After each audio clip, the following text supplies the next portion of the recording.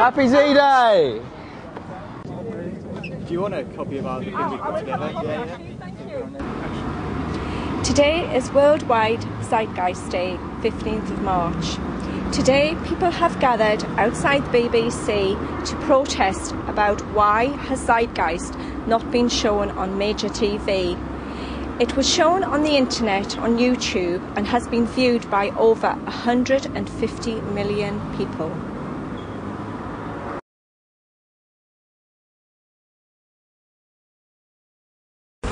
Incoming balloons! It's cool, man. Don't let us know what to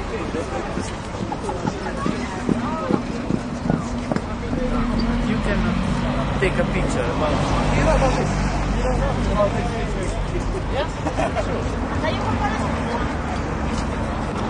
We're with Oliver Voskan. Oliver has contacted the BBC to get Zeitgeist, the movie, aired. Nobody seems interested, but we've come here today to have a chat with Oliver and his friends to see why they've come to do this demonstration. Hi Oliver. How you doing? Nice to meet you. Yeah, basically we were upset that none of the mainstream channels would even consider showing this or any part of it.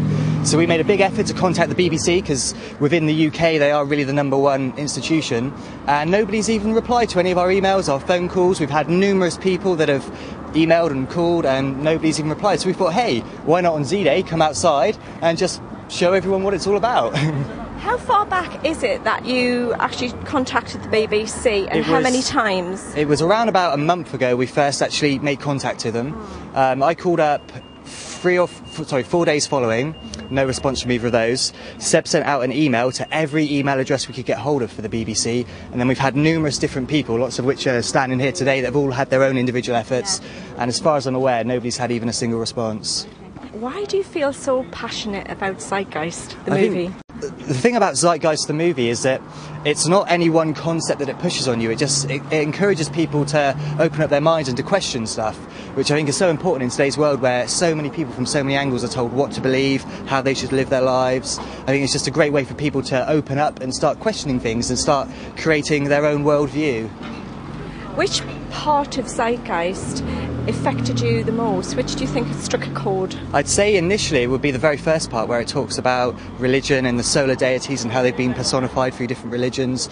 And what I like about that message is it doesn't discredit religion by any means. People are still free to believe whatever they wish. It just puts truth and accuracy where it should be so that people aren't misled by these organisations. If you wanted to spread the message more about Zeitgeist, how would you go about it? And if you did that, what would you do? At the moment, we're just trying to, on a personal level, speak to everybody we know, get them to a point of understanding that we feel that we're at, and then encourage them to tell people that are close to them, and hopefully from a grassroots level it will kind of spread across, and we're already seeing it happen. I remember a year ago being aware of Zeitgeist Day. I didn't know where anyone was going to... I was just sitting there on my own in my living room thinking, hey, it's Zeitgeist Day, and here I am on my own, no balloons or anything. And 12 months later, look at all these people around, and everyone we're contacting is like, hey, what's this about? And word's getting out there. It's amazing. It's so exciting. I bet you're very pleased with the turnout so far. It was awesome. There's still people turning up. Just an idea we had randomly only a couple of weeks ago, and everybody that's heard about it that we've managed to get word to has pretty much come along, so it's amazing. That's great stuff. Have you seen the other movie as well, Zeitgeist? Addendum. I have, yeah, and it's fantastic. I think the first one, if taken in the wrong way, can leave people a little bit worried, like, oh my god, there's all this going on, what can we do? And I feel like the second one, in perfect timing, came along and presented the answer to people that, hey, there's nothing to worry about. It's not them you need to focus on, it's yourself. If you change and you encourage others to change, then the whole world will change. There's no battle that needs to be fought. It's on a personal level that people need to change, I feel. That's very true. If you have a message for people and you wanted to spread something very positive connected with Zeitgeist, what would your message be? I'd say that unlike any other establishment that tries to push its views on people, the whole Zeitgeist movement doesn't try and push any views on anyone. It just encourages people to go and find stuff that suits their lifestyles and to build their own view on life, which I feel is one of the most important messages that in this day we could receive. Now, Peter Joseph, the chap who's made Zeitgeist and Zeitgeist Addendums, he's had a lot of negative criticism as well, even though people call his stuff conspiracy stuff. Do you think that's fair? I think It's not fair. However, it's very painful for people when they find out that stuff they've believed their whole lives isn't true.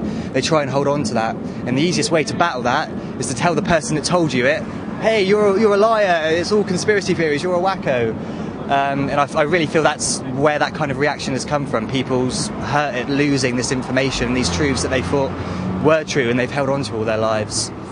So do you think you'll be setting any more? Well, I don't know if this is a demonstration, but more of a gathering, I think. Yeah, Are you planning any more? We were kind of thinking maybe make it a monthly thing, why not? And it's, yeah, we didn't really want to call it a demonstration or a protest, which is why we've chosen balloons. We more so wanted to call it a gathering of like-minded, fun people. Hey, we found out this awesome way of living, come and join us, rather than, hey, da-da-da, shaking banners around. And we thought the peaceful approach would attract people rather than repel them. On that note, have you heard of the reality group who do come together and discuss? In the last couple of days I have, and I'm really excited about it. I'm hoping to make the next one, which is in April the 5th, is that right? It's the first Sunday of every month at Hamilton Hall, Liverpool Street. Do my best to make it there, yeah. Excellent. I'm so excited to find out that, hey, there are more people like us out there, and we can meet up and we can exchange ideas and see how we want to take this movement forwards.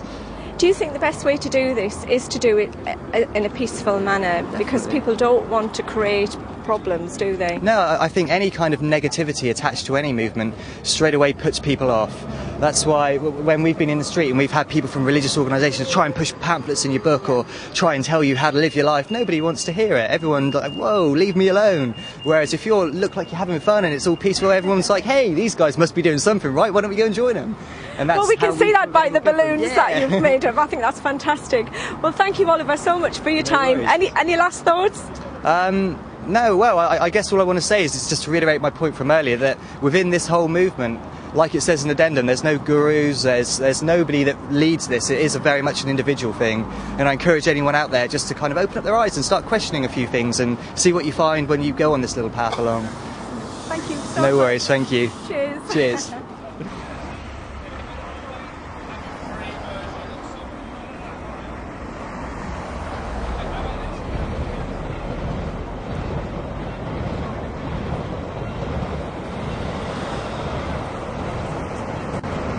Hi Seb, can you tell me why you've come here today?